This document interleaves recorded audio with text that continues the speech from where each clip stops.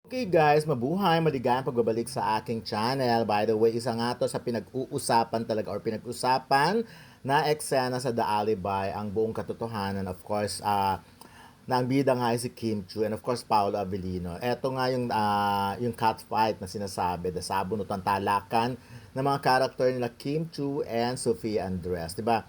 Sa press con kung saan nag-attend nga ako, sinabi talaga um, ni Sofia na sobrang bilib siya kay Kim Chu dahil napaka mapagpasensya daw kahit na sobrang haba yung sobrang tagal ng pinaghintay nito, matyaga pa rin at very mabait nga raw. But anyways, ayun na nga.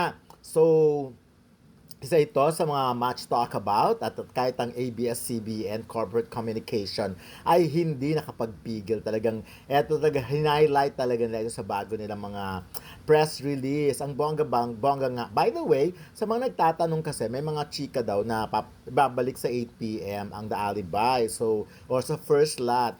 Base naman sa latest na release ng ABS-CBN. Eto nga, sabi nila, napapanood ang The Alibay sa bago nitong oras ng 8:45 p.m. So ayun, sa second slot pa rin. Hindi totoo yung kumakalat na 8 p.m. Baka 8 p.m. Baka nagkamali lang sa posting or yung promo, yung ganun. Baka yung old videos pa rin ang nagamit or yung old art card pa rin yung nagamit. But anyways, eto nga, much talk about scene. Ito talaga yung trending na panood ko to at nakakabilib talaga. Talagang um, very convincing ang acting ni Kim Churito bilang ah naaaliw ako sa palitan talaga. Iba talaga pag mga babaeng nagka-catfight or nagtatalakan. Lalo yung talagang sagutan. Yung ganun, maaaliw ka talaga. Ma, yung mahuhuka talaga. Panoorin mo. Kasi aabangan mo kung ano yung next na sasabihin ng isang character.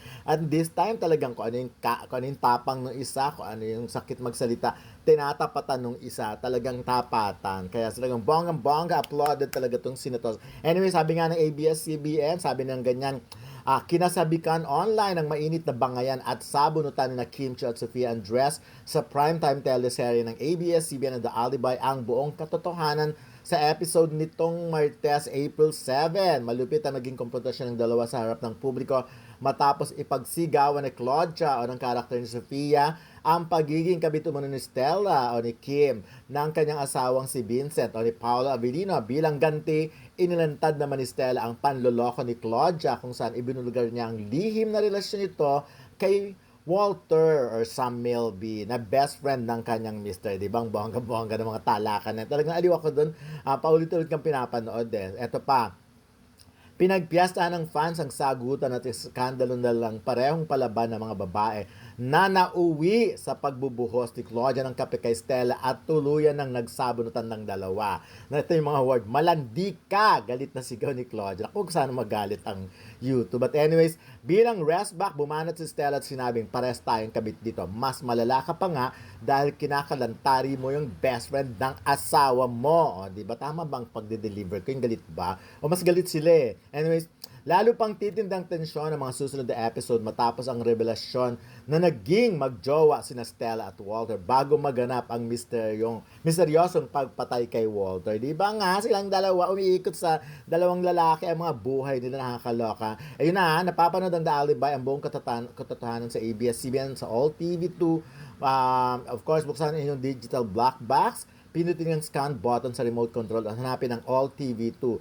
Tutukan ang mga misteryo sa mas mahabang version ng The Alibay ang buong katotohanan gabi-gabi mula Lunes hanggang Biyernes ng 8:45 p.m. sa ABS-CBN sa All TV A to Z, Kapamilya Channel at Kapamilya Online Live sa YouTube at Facebook. Napapanood din ang mga bagong episode nitong araw na mas maaga sa iWant. Available rin ang series sa labas ng Pilipinas sa pamagitan ng The Filipino Channel, TMC sa cable at IPTV. Ayan, para makakuha ng update sa The Alibay, visit tayo ng The Alibay abs.cbn.com para sa mga updates. So, ayun na malinaw, 8:45 p.m. pa rin. At syempre, ayan, eto nga ang The Batch Talk About. I'm sure isa ito sa nagpataas din ng rating ng The Alibay kasi talaga, iba talaga, usong-uso talaga, mas mabenta talaga pag talakan talaga ng mga babae. Yung palitan nila ng kalat Oh, 'di ba? Ang sarap kaloka pala mag-away ang dalawang syubet 'no? Anyways, congratulations kay Kim. Siya talagang iba siya mag-deliver ng lines, yung talagang parang lumalabas din yung pagiging probinsyana niya at lumalabas yung pagiging, street smart niya 'no? But anyways, ayun basta bonggang-bongga at sana ay mas patuloy na tumaas ang ratings ng The Alibi dahil bongga naman talaga ang kuwentong ito.